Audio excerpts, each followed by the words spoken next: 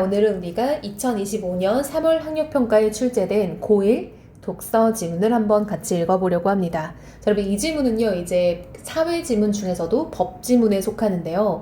이 정도는 그냥 단순 정보 나열이기 때문에 어려운 어떤 논리가 들어있거나 어려운 전개 방식을 가지고 있는 건 전혀 아닙니다. 따라서 여러분들이 이거는 좀 찬찬히 읽어보고 만약 좀 내용이 너무 많다 싶으면은 조금 요약과 정보만 좀 정리를 해보아도 충분히 따라갈 수 있는 정도의 내용이라고 봅니다. 사실 그래서 쌤이 이걸 읽어주고 이제 뭐 해석을 해줄 때도 뭐 엄청 특별한 게 있다라고 생각은 전혀 들지 않아요. 다만 친구들이 조금 조심히 읽어야 될 부분, 주의해야 할 부분을 조금 더 짚어보면 좋겠죠. 그리고 이 영상을 보는 친구들은 대부분 내신 시험 범위에 이 지문이 들어간 경우가 많을 거니까요. 과연 내용 일치로 변형이 된다면 어떤 부분이 포인트가 될까? 이런 것들을 좀 더 보면 좋을 것 같습니다. 자, 우리 한번 1문단 들어가 볼게요. 자, 여러분 1문단에서는요. 말하고자 하는 바가 무엇인지 그리고 이 글이 어떻게 흘러갈 것인지에 대한 어떤 정보가 담겨있는 경우가 많습니다.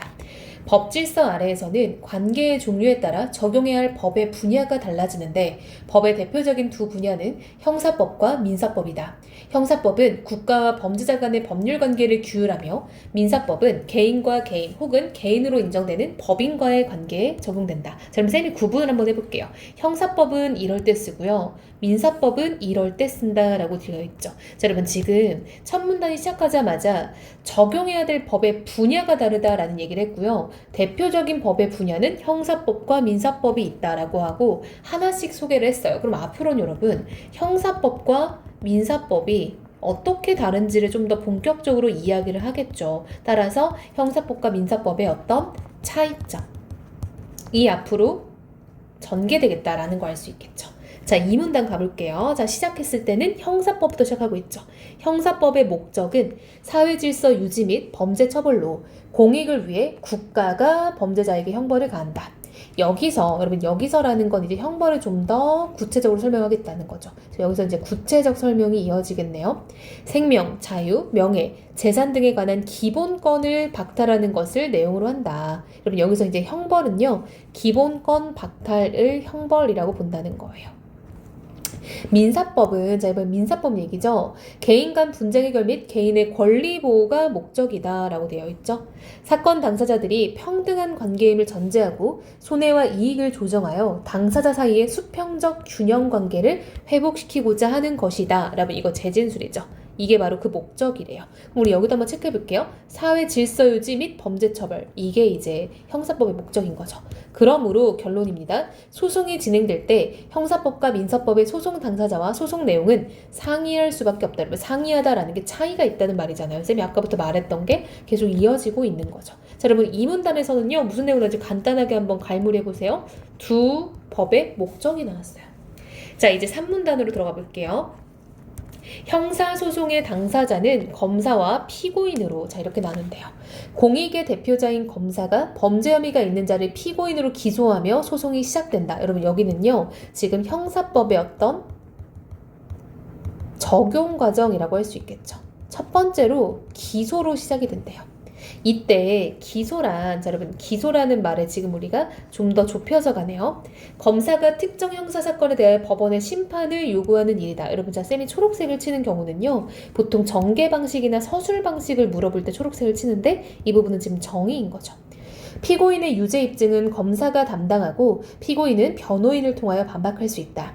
법원은 검사의 입증과 피고인의 반박을 토대로 피고인의 범죄 성립 여부 및 잘못의 정도를 따진 후에 그에 합당한 벌을 내린다. 이때 어떤 두 사람이 같은 종류의 범죄로 기소되었더라도 범죄 동기와 정황, 피고인과 피해자의 합의 여부 등을 고려하여 형량이 결정되므로 두 사람의 최종 선고형은 달라질 수 있다. 자, 여러분 포인트 하나 나왔는데요. 두 사람이 같은 종류의 범죄로 기소되어도 최종 선고는 다를 수 있다. 당연한 얘기죠. 예를 들면 여러분 뭐 공동으로 같은 범죄를 저질렀어요. 예를 들면 우리가 도둑질을 할 거예요. 절도죠. 절도를 하는데 이 절도에 참여한 A와 B가 있어요. 그래서 이 두 사람이 둘 다 절도를 했지만 나중에 보니까 이 B는 합의를 한 거죠. 이런 식으로 하면은 B는 조금 더 형량이 줄어들 수 있다. 이런 케이스를 지금 예시로 들어주고 있는 겁니다. 그럼 이런 건 충분히 문제에서 말하는 포인트가 될 수 있으니까 잘 체크해놔야겠죠.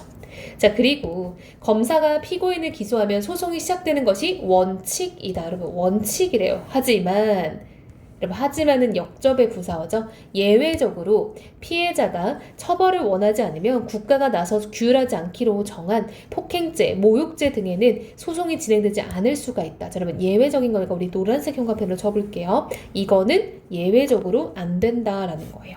한마디로 여러분, 이거예요. 뭔가 형법적으로 잘못한 게 있으면 검사가 기소를 하면서 바로 시작이 되는 겁니다. 하지만 폭행죄나 모욕죄 같은 거는 피해자가 처벌을 원하지 않아 라고 하면은 기소 자체가 그냥 시작이 안 되는 거죠. 기소에서 소송이 시작이 안 된다라는 겁니다. 그래서 이런 것들은 좀 체크를 해놓으면 좋은 포인트네요.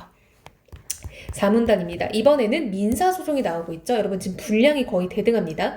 원고와 피고로 피해자라고 주장하며 소송을 제기한 사람이 원고고요. 가해자로 지목된 상대방이 피고가 된대요. 이때 각 당사자는 모두 소송 대리인인 변호인을 쓸 수 있다. 민사소송의 당사자들은 자신에게 유리한 법규를 근거로 하여 자신에게 책임이 없다는 사실을 입증해야 한다. 만약 입증해야 하는 사실을 입증하지 못하는 경우 법원은 해당 당사자에게 불리하게 판단할 수밖에 없다. 민사소송은 형사소송과 달리 여러분 차이점 부각되네요.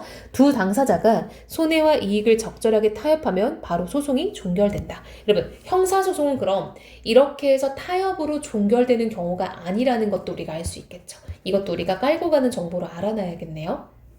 자, 이어서 이제 5문단입니다. 형사법과 민사법은 서로 다른 분야인 만큼 하나의 사건이더라도 그중 한 분야에서만 또는 두 분야 모두에서 문제가 될 수도 있다. 만약 갑이 을에게 맞아 갑이 다쳤다는 하나의 사건이 있다고 가정해보자. 이때 검사가 법원에 을을 상해죄라는 법규로 처벌해달라는 형사소송을 제기할 수도 있고, 그쵸 여러분? 검사가 나서면 기소가 되면서 형사소송이 시작되잖아요. 또한 갑이 을에게 치료비와 위자료를 청구하는 민사소송을 제기할 수도 있다. 이건 개인과 개인 간의 소송인 거죠. 하지만 하나의 사건이라 하더라도 똑같은 결론이 도출되지 않을 수도 있다. 여러분, 이런 게 포인트가 중요한 거죠. 소송마다 입증해야 하는 사실관계가 다를 수 있을 뿐만 아니라 입증의 정도도 다르기 때문에 똑같은 사건이어도 형사소송과 민사소송에서는 다른 결과가 나올 수 있다는 거죠. 자, 이어서 6문단입니다. 형사소송은 법관으로 하여금 합리적인 의심을 할 여지가 없을 정도의 강한 입증을 요구한다. 즉, 재진술입니다. 증거가 기소 내용이 진실하다고 확신하게 하는 증명력이 부족하다면 피고인에게 유죄의 의심이 간다고 하더라도 피고인의 이익으로 판단한다. 이는 무죄 추정의 원칙, 즉 형사소송법 제275조의 2에서 피고인은 유죄의 판결이 확정될 때까지는 무죄로 추정된다라는 법규를 근거로 하기 때문이다. 이유죠. 자, 여러분, 한마디로요. 지금 형사소송은 법관으로 하여금 합리적인 의심을 할 여지가 없을 정도의 강한 입증을 요구한다라고 되어 있죠. 따라서 이러한 것은 왜 지켜야 되나라고 봤더니 무죄 추정의 원칙이라는 법적인 어떤 근거가 있다라는 거죠. 그래서 우리는 무죄 추정의 원칙에 따라 정말 확실하지 않다면은 그 사람은 무죄로 보는 게 맞다라는 거죠. 따라서 형사소송에서는 100을 기준으로 검사의 유죄 입증 정도가 51이라면 유죄가 될 수 없다. 10사람의 범인을 놓치는 한이 있더라도 한 사람의 죄 없는 자를 벌해서는 안 된다라는 법원은 이를 뒷받침한다. 그래서 흉악한 범죄를 범한 혐의로 중형을 선고받은 피고인이 상급심에서 무죄를 선고받기도 하는데, 여기서 무죄는 반드시 피고인의 결백을 의미하지는 않는다. 여러분, 이게 무슨 말이겠어요? 이게 쌤이 봤을 땐 이 지문에서 가장 중요해요. 한마디로요, 상급심에서 갑자기 무죄를 선고받았어요. 이유는 뭘까요? 그렇죠. 합리적인 의심을 할 여지가 없을 정도가 안 되는 거죠. 없을 정도로 강한 입증이 안 됐다라는 거죠. 따라서 100 중에 69, 70 이 정도로는 안 된다는 거예요. 반면 민사소송에서는 통상인이라면 의심을 품지 않을 정도의 입증을 요구한다. 여러분, 이것도 차이점이죠. 이는 어떤 사실이 있었다는 점을 인정할 수 있는 개연성을 증명하는 정도로 해석된다. 결국 법원은 원고와 피고의 증거를 바탕으로 신뢰할 만한 증거를 누가 더 많이 제시하는가를 기준으로 판단한다. 만일 원고와 피고의 입증 정도가 51대 49라면 원고의 손을 들어주게 된다. 하지만 형사소송이었다면은 이게 100을 기준으로 50일이 된다면 유죄가 될 수 없다라고 했던 것도 우리가 기억해야겠죠. 자, 여러분, 이 글은요, 전반적으로 민사와 형사의 어떤 차이점을 이야기하는 아주 단순한 내용, 정보 전달식 글이었어요. 따라서 우리 친구들이 침착하게 노트 정리만 한번 해봐도 충분하게 글을 따라갈 수 있고요. 물론 이제 모의고사에서는 시간 내에 푸느라 좀 힘들었을 수 있지만 내신을 준비하는 과정에서는 전혀 어려움이 없는 거다라는 걸 알 수 있겠죠. 자, 그리고 쌤이 이제 여기서 노란색으로 표시한 어떤 이런 부분들은요, 좀 더 출제 가능성이 많고 맥락상 중요한 부분들입니다. 그래서 이런 것들을 우리 친구들이 잘 체크해 놓으면 좋을 것 같아요. 자, 우리 같이 한번 문제를 좀 볼까요? 또 우리 친구들이 이 기본적인 문제에 대한 이해가 있어야 또 이제 실전에서 내신용으로 변형이 됐을 때도 풀 수 있잖아요. 자, 일단 설명 방식이라는 거는 이제 쌤이 보통 초록색으로 많이 표시하는 것들입니다.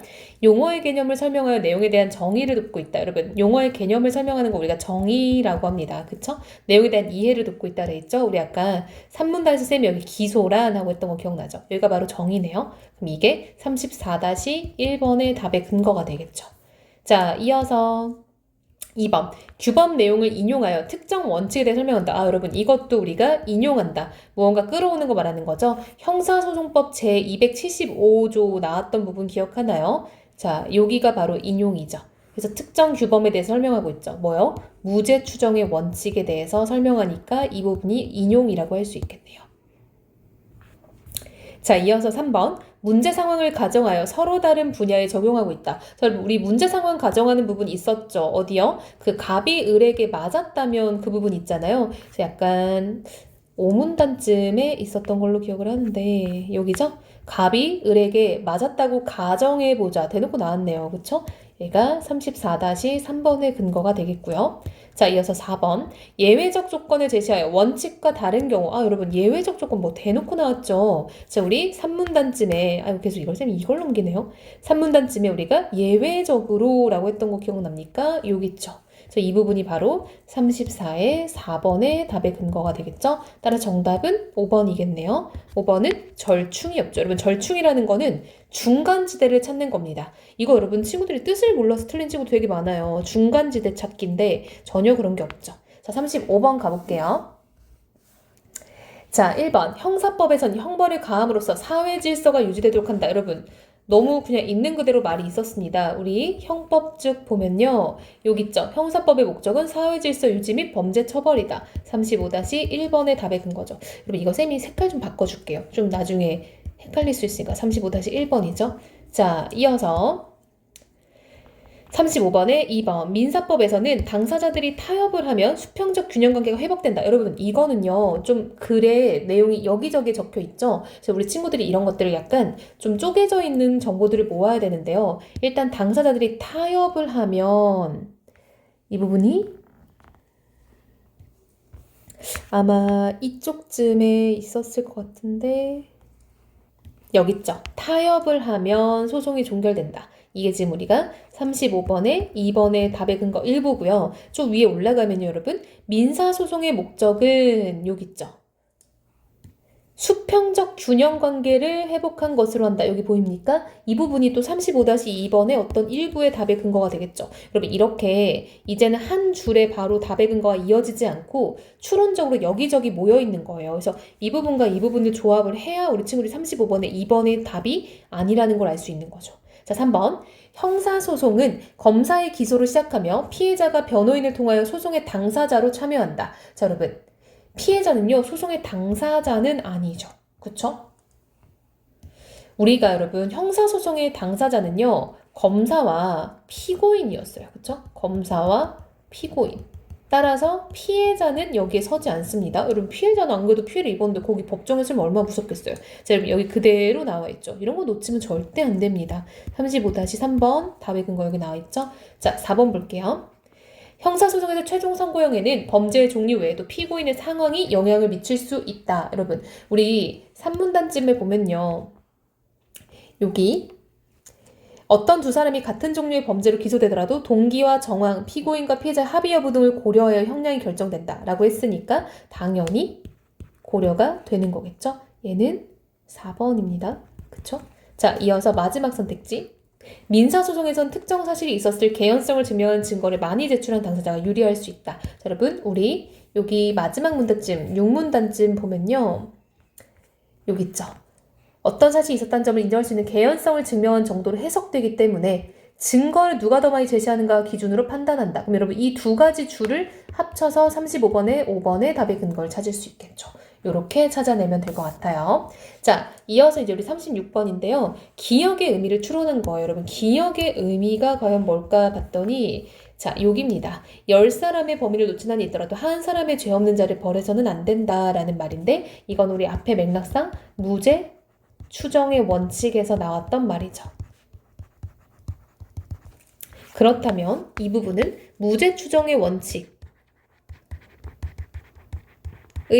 의미를 추론하라 라는 말인 거네요. 자, 그랬을 때 여러분 지금 선택지를 보면요. 자, 1번 피고인과 피해자의 타협이 이루어지기 전까지는 피고인을 무죄로 간주된다. 자, 여러분 일단 포인트 잡아볼게요. 기억은 무죄 추정의 원칙이고요. 자, 무죄 추정의 원칙이라는 게 여기 있습니다. 형사소송에서 형사소송법의 일부예요. 자, 정리를 해보면요. 무죄 추정의 원칙이라는 이 기억의 어떤 내용, 자 여러분 이것도 좀 친구들 입장에서 이게 왜 무죄 추정이 할 수도 있죠. 그럼 기억이 10사람이 풀려나더라도 한 사람이 억울한 사람이 없어야 된다라는 거는 무죄인 사람은 정말 꼭 무죄여야 된다. 억울하게 유죄 판결을 받으면 안 된다. 따라서 기본적으로 사람들은 무죄이다라는 걸 가정해 놓자라는 거죠. 그래서 이게 무죄 추정의 원칙입니다. 근데 여러분 얘는요. 형사소송법 안에 들어있다 했죠. 형사소송법 제275조의 2였어요. 그럼 여러분 형사소송법은 뭐가 됐든 형법과 관련된 겁니다. 그럼 여러분 여기 선택지에 있는 말 중에 민법과 관련된 건 바로 제껴야 돼요. 그쵸? 민법 관련 줄은 정보는 바로 속어야 됩니다. 자 가볼게요. 1번 타협이라는 말은 여러분 민법 거였던 거 기억나죠? 재판 과정에서 개인의 재산상 피해가 발생하도 국가 사회질서 유지를 우선시해야 한다라는 건 논지 이탈이죠. 그런 이야기를 하는 게 무죄 추정의 원칙이 아니잖아요. 3번 잘못된 행위를 하더라도 그 행위와 관련된 법규가 없다면 검사가 해당 내용을 기소할 수 없다. 역시 논지 이탈이죠. 이게 무죄 추정과 아무 연관없죠. 이건 여러분 이게 쌤이 또 법학을 하도 이제 또 글을 많이 보다 보니 이건 죄형 법정주의입니다. 그쵸? 이거는 이제 법에 정해져 있어야 죄가 된다 이런 말이에요. 재판에서 피고인은 자신에게 불리한 사실과 관련한 질문에 답하지 않을 수 있는 권리를 지니고 있다. 이것도 여러분 논지 이탈이죠. 그거랑 무죄 추정이랑 아예 관리가 없고요. 이거는 뭐 묵비권 행사와 관련이 있는 말입니다. 자, 5번 범죄 사실이 확실하게 입증되지 않았음에도 처벌을 받아 개인의 기본법이 침해되는 경우를 방지하기 위하다. 이 말이 바로 형법에서 나왔던 말이고요. 형법에서는 이제 개인에게 어쨌든 형벌을 내리는 입장이고 그 형벌이라는 게 우리 앞에서 개인의 어떤 기본권을 박탈하는 게 형벌이잖아요. 따라서 무죄 추정의 원칙을 통해 무죄인 사람에게 형벌을 주지 않아야 돼. 근데 형벌은 이꼴 기본권 박탈이야. 그럼 결과적으로는 무죄인 사람에게 기본권 침해되는 경우를 방지한다. 이런 말인 거죠. 그래서 이거는 정답이 되겠네요. 자, 여러분 이제 법지문 문제의 하이라이트는 바로 이 보기 문제겠죠. 자, 그럼 우리가 이제 보기 문제를 잘 해결해 보면은 오늘의 지문은 끝이겠네요. 자, 우리 한번 해석을 해봅시다. 운전 중이던 A는 도로에 쓰러져 있던 B를 밟고 지나갔으나 이를 인지하지는 못했다. 검사는 A가 주의 의무를 위반하는 과실을 범해 B를 밟았다고 판단하고 여러분 검사가 판단했으니까 얘는 형사소송이 들어간 거겠죠. A를 기소했다. 역시 여러분 기소라는 키워드도 형법에서 쓰는 키워드인 거죠. 하지만 구조가 복잡하여 도로 환경이 열악했던 점 등을 고려하면 주의 의무 위반으로 인해 사고가 났음을 인정하기 어렵다며 무죄가 선고되어 확정되었다. 여러분 무죄가 선고되었다라는 건요. 그럼 얘가 강한 입증이 안 됐다라는 뜻을 지금 포함하고 있는 거죠. 이후 B는 A가 가입한 보험사에 손해배상 민사소송, 여러분 대놓고 민사소송이라고 알려줬어요. 이번에는 보험사는 A의 형사소송 판결을 증거로 제출하며 이 사건은 손해배상 면책사유에 해당한다고 맞섰다. 그렇죠 여러분? 형법상으로는 형사소송상에서는 무죄였어요. 누가? A가 무죄였던 거죠. 그러나 그치 좀 뻔하죠. 왜요? 우리가 아까 같은 범죄라도 다른 판결이 나올 수 있다 했잖아요. 법원은 A가 도로에 사람이 다닐 가능성을 염두에 두어 안전하게 운행할 의무가 있었고 제출한 증거로는 해당 사실을 입증하기에 부족하여 B에게 보험금을 지급하라고 판결하였다. 즉 한마디로 민사소송에서는 B가 승소하고 A가 패소한 거네요. 자, 이걸 이렇게 해석해내야겠죠? 네, 그럼 지금 여기서 말하고자 하는 정보는 바로 이거죠. 자, 형사소송에서는 무죄였으나 그러나 지금 민사소송에서는 B에게 보험금을 지급하라는 판결. 그럼 이거는 그래서 여기 부분이죠. 자, 하나의 사건이라 하더라도 똑같은 결론이 도출되지 않는다. 여기 보이죠? 자, 이 부분입니다. 하나의 사건이라도 똑같은 결론이 도출되지 않을 수 있다. 여기서 지금 출제가 된 거죠. 자, 우리 한번 마저 정리하러 가볼게요. 1번. 기억은 피고인의 범죄 사실을 규명하여 처벌하기 위한 소송에 니은은 피고와 원고 간의 분쟁을 해결하기 위한 소송. 그쵸, 여러분? 피고인의 범죄. 이건 형사소송이고요. 얘는 피고와 원고, 민사소송이죠. 1번 맞는 말. 자, 2번. 기억에서 A의 주의 의무 위반 여부와 니은에서 A의 안전하게 운행할 의무 위반 여부를 판단할 때 입증해야 하는 사실관계가 동일하지 않을 수 있었겠군. 맞죠? 자, 여러분 왜 맞냐면요. 자, 우리 그래서 이 부분이 있어요. 자, 소송마다 입증해야 하는 사실관계가 다를 수 있을 뿐만 아니라 정도도 다르다라고 했죠. 여기가 딱 우리 문제 나온 부분이잖아요. 따라서 여기에서 기억에서 2번에서도요. 이게 맞는 거죠. 입증해야 할 사실관계가 동일하지 않을 수 있다. 왜요? 민사나 형사냐에 따라서. 3번. 기억에서 A의 유죄를 입증할 만한 증거의 증명력이 부족했을 것으로 니은에서는 B가 통상인이 의심을 품지 않을 정도의 입증. 맞죠, 여러분? 이게 바로 민사소송에서의 어떤 입증 정도였잖아요. 4번. 기억에서는 도로에 쓰러져 있던 B의 과실이 크다는 것이 피고인에게 유리하게 작용했고 니은에서는 A가 도로의 보행자를 인지하지 못했다는 것이 원고에게 유리하게 작용해왔군. 자, 일단 여기 틀린 부분은 바로 이 부분입니다. 도로에 쓰러져 있던 B의 과실이 크다라는 건요. 보기에서 아예 언급조차 되지 않았어요. 자, 보기에서는요. 이 부분을 염두에 뒀습니다. 자, 구조가 복잡하여 도로 환경이 열악했던 점 등을 고려하면 주의 의무 위반으로 인해 사고가 났음을 인정하기 어렵다라는 게 포인트였죠. 따라서 이거랑은 전혀 연관이 없습니다. 따라서 정답은 4번인데 여러분들이 마음대로 넘어진 네가 잘못이라고 생각한 거 아니에요? 사페 아닙니까? 그쵸? 농담입니다. 자, 5번. 기억에서는 법관이 열악한 도로 환경을 근거로 A의 유죄에 대해 합리적인 의심을 품었지만 니은에서는 도로에 사람이 다닐 가능성을 근거로 피고의 법적 책임을 인정한 거다. 그렇지. 자, 이게 일단 우리가 맞는 말이 되겠죠. 왜냐면 우리가 여기 위에선 초록색으로 혈갑빛 친 것처럼 구조가 복잡해서 도로가 열악한 것을 검사가 고려했고요. 근데 니은에선 이제 여기죠.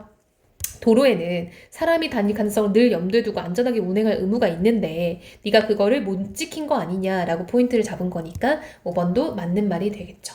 자, 여러분 어휘 문제는요. 그냥 본인이 맞춰야 되는 거기 때문에 쌤이 따로 풀어주진 않겠습니다. 정답은 3번이었죠. 근데 요즘엔 또 어휘를 많이 틀려요. 그쵸? 그러면 안 되는데. 자, 여러분 일단 이게 원문의 문제고요. 이제 우리 친구들은 여기서 약간 좀 변형된 것들도 좀 익숙해져야겠죠. 쌤이 노란색을 쳐준 부분 위주로 좀 더 열심히 이해를 해보고요. 여러분 독서를 가장 잘하는 방법은요. 읽기만 해서는 절대 안 되고요.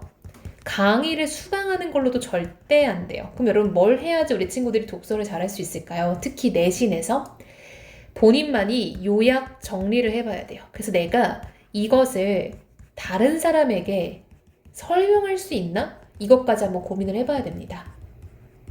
그래서 우리 친구들이 뭐 인형을 앉혀놓든 여러분 어머니 아버지 앉혀놓고 이 얘기하면 얼마나 좋아하시겠어요. 엄마 내가 요약한 것만 말해볼게 이렇게. 아빠 이거 한번 들어봐 이렇게. 그쵸? 농담이고요. 엄마 아빠 앞에서 하긴 좀 이렇게 좀 쑥스러울 수 있으니까 친구들이라도 앉혀놓고 한번 좀 이거를 설명해보면 좋을 것 같습니다.